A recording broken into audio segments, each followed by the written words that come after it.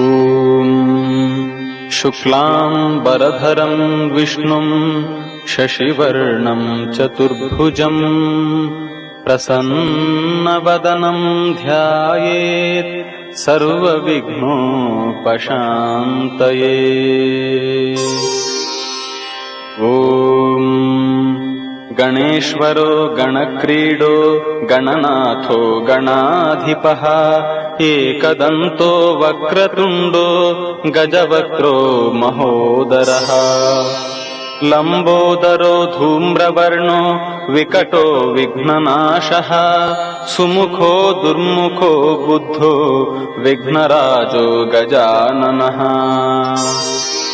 भीमप्रमोद अमोद सुरानन्दो मदोत्कटः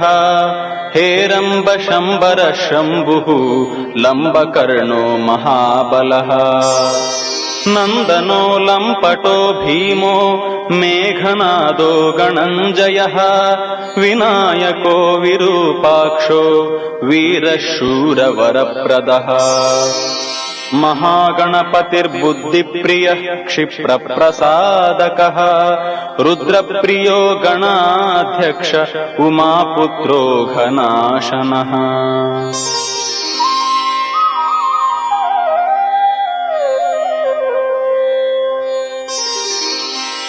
कुमारगुरुरीशानपुत्रो मूषकवाहनः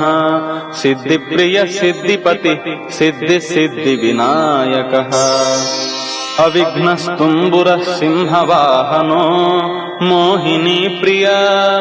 कटङ्गको राजपुत्रः शाकलः संमितोमितः कूष्माण्डसामसम्भूति दुर्जयो धूर्जयो जयाः भूपतिर्भुवनानां च भूतानां पतिरव्ययः विश्वकर्ता विश्वमुखो विश्वरूपो निधिर्गुणः कविः कवीनां वृषभो ब्रह्मण्यो ब्रह्मवित्प्रियः ज्येष्ठराजो निधिपतिर्निधिप्रियः प्रतिप्रियः हिरण्मयपुरान्तस्थः सूर्यमण्डलमध्यगः